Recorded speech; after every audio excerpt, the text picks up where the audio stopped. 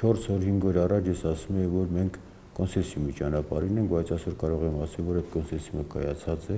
Հանրապետական խմբակցության ղեկավար Վահրամ Բաղդասարյանը կարծում է, արդեն հաջորդ երկուշաբթի խորհրդարանը ձայների ճնշող մեծամասնությամբ կողմ կքվեարկի սահմանադրական բարեփոխումների նախագծին։ Նույնը կանեն նաև ընտրողները հանրաքվեի օրը։ Նախագահին առընթեր սահմանադրական բարեփոխումների մասնագիտական հանձնաժողովն ըստ Բաղդասարյանի այժմ ամփոփում է ներկայացված առաջարկները։ Ավելի քան 300-ը իշխող ուժի падգամավորներից են ստացել։ Դրանցից մեկով առաջարկում են ընտրությունների երկրորդ փուլ անցկացնելու դրույթը սահմանադրությունից ընտրական օրենսգիրք տեղափոխել։ Մինչև վերջերս հանրապետականն ընդդիմանում էր փոփոխությանը։ Հետարքիր ձևակերպում է մշակվել,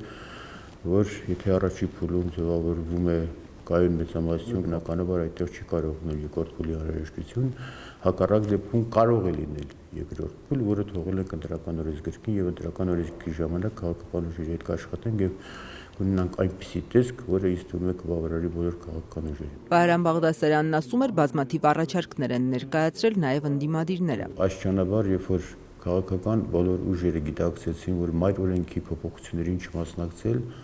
իրենք կորցնում են իրենց տեղը քաղաքական դաշտում եւ սկսեցին ուսումնասիրել նրանք բոլորը։ Ուրախությունն էր քաղաքական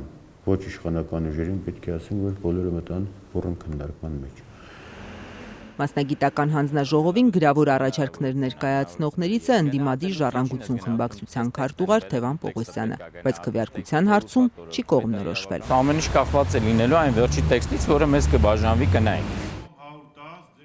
Զարուհի Փոստանջյանը ներկայացրել է Ժառանգության կարծիքը, դեմ են սահմանադրական փոփոխություններին։ Այն, որ խորհրդարանում է հայտնվել հենց Ժառանգություն կուսակցության համամասնական ցուցակով, Պողոսյանին չի կաշկանդում քվեարկության հարցում։ Որովհետև այդ նույն համամասնական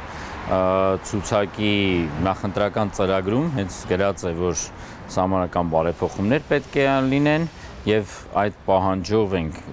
մենք 12 թվականին մասնակցել նախընտրական պայքարին, ստացել դրա համար քվե։ Խորհրդարանի 5 ընդդիմադիր խմբակցություններից միայն Օրինաց երկիրը տեսակետ չի հայտնել սահմանադրական փոփոխությունների նախագծի վերաբերյալ։ Հովհաննես Մարգարյանն ասաց, մոտ 40 առաջարկ են ներկայացրել, այոն կամ ոչը դրանց ընդունումով պայմանավորեց։ ԲՀԿ-ի եւ ՀՅԴ-ի ներկայացուցիչները հայտարարել են, կողմ են Սերժ Սարգսյանի ձեռնարկին, Ժառանգության եւ ՀԱԿ-ինը դեմ։ Արամ Մանուկյանը համոզված է, խաղին մասնակցել պետք չէ։ Սահմանների այս լարված վիճակի համար ես կարծում եմ աննորմալություն այդպիսի փոփոխության գնալ։ Ուղղակիորեն չեմ ընդունում բոլոր այն տեսակետները, որ կարելի է այդ փաստաթղթի մեջ ինչ-որ բան շտկել։ Եթե ինչ-որ 100 բան կարող է շտկել, բայց հիմնական խնդիրը ինչն է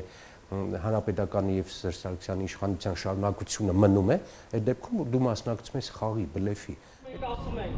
Առաջիկա ուրբաթ օրը սահմանադրության փոփոխություններին ընդդիմացող չեք անցկացնի նախաձեռնության հրավերով ՀԱԿ-ը կմասնակցի Երևանյան հանրահավաքին։ Հանրապետականի համար կարծում է Մանուկյանը, կարող է զսպող լինել միայն ժողովրդի ընդվզումը։ Այլ ճնշման միջոց, այդպես մեծամեծ խոսողներին, այդպես պորոտախոսներին զսպող չկա։ Միայն ժողովուրդը կարող է, մենք ներսում միգուցե եւ ժողովուրդը դրսում կարող է իրանց մեծախոժակները փակել։